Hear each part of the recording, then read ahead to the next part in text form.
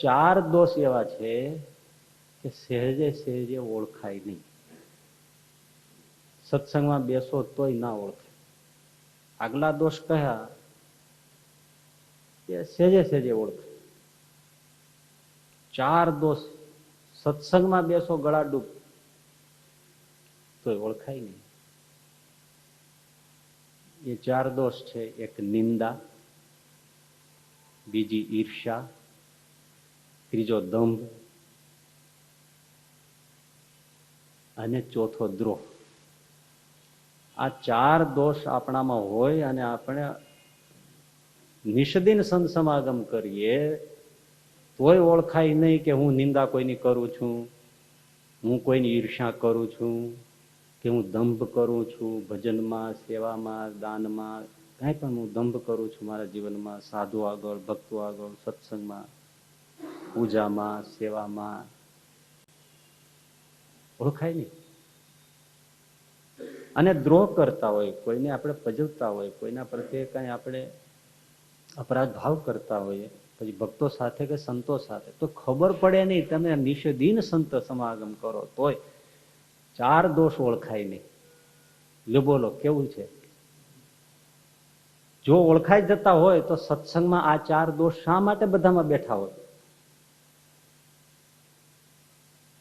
બહુ ઓછા લોકો તમને મળશે જે નિંદા કરતા ન હોય. બહુ ઓછા લોકો તમને મળશે. ઓછા ને મળે નહીં લગભગ જલ્દી, કે જે કોઈની ઈર્ષા ન કરતા હોય. સાધુ સાધુઓની ઈર્ષા કરતા હોય, હરિભક્તો હરિભક્તોની ઈર્ષા કરતા હોય. ક્યાં મારી આગળ વળી વધારે નીકળી ગયું આગળ, અને છતાંય ખબર ના પડે કે હું એ કરું છું એમ. દંભ કરતા હોય, ખબર ના પડે. દંભથી વર્તમાન પાડે, દંભથી ભજન કરે, દંભથી ભજન કરાવે, દંભથી ઘણું બધું થાય.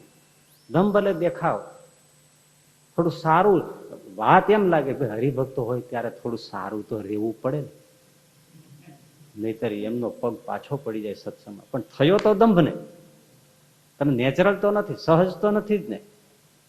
તમે આવ્યા એટલે તમે માળા લીધી, સરખા બેઠા, કે થોડું જે તે તમે દેખાડ્યું કે સાધુ આવી રીતે રહેવો જોઈએ, ભલે, પણ તમે એમ 24 કલાક તો રહેતા નહોતા જ ને. ભલે એને સંતનો અવગુણ ન આવે, સત્સંગનો અવગુણ ન આવે, સારા માટે કર્યું. તમે ભલે ને અખંડ મૂર્તિમાં રમતા હો, ચાલો, પણ એ થોડો દંભ તો થયો, પણ છતાં ઓળખાય નહીં કે હું આ દંભ કરી રહ્યો છું.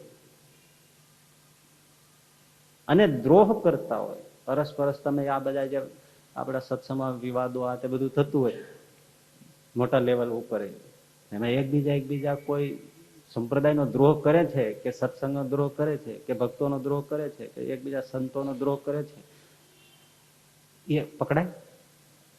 નહીતર આટલું બધું એકબીજા ઉછળી પડે શું કામ?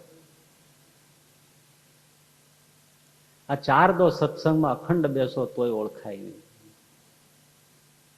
પણ ક્યારે ઓળખાય કે પોતે અંતર્મુખ થઈને વિચારે પૂરી સાત્વિકતાથી કે મારામાં નથી ને,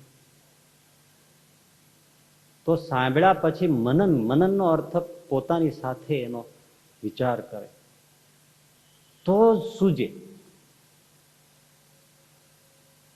વાત આવે, ક્રિયા કરે, વિચાર કરે, હું એ નથી કરતો ને, આ સાથોસાથ જેમ પેલો સરાણીઓ સરાણ ઉપર છરી ચપ્પુને સજાવે અને વારે વારે જોતા જાય, વધારે ઘસાઈ નથી જતું ને, એક બાજુ ધાર ઉતરી નથી જતી, બીજુ બાજુ ટેપર નથી થઈ જતું, સતત આમ જોઈએ જ રાખે, તો જ સરખું આમ એકદમ કાતર કે એવું સજાવી શકે.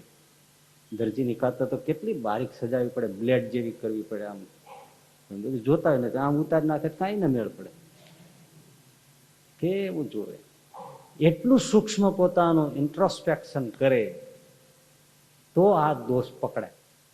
ત્યારે પોતાના રડારમાં આવે કે ના, એટલે હું જ નિંદા કરું છું, હું જ ઈર્ષા કરું છું, હું જ દંભ કરું છું, હું જ દ્રોહ કરું છું. પોતે જ સ્વાધ્યાય કરે. સ્વાધ્યાય એટલે શું? પોતાનું અધ્યયન. ત્યારે આ દોષ ઓળખાય.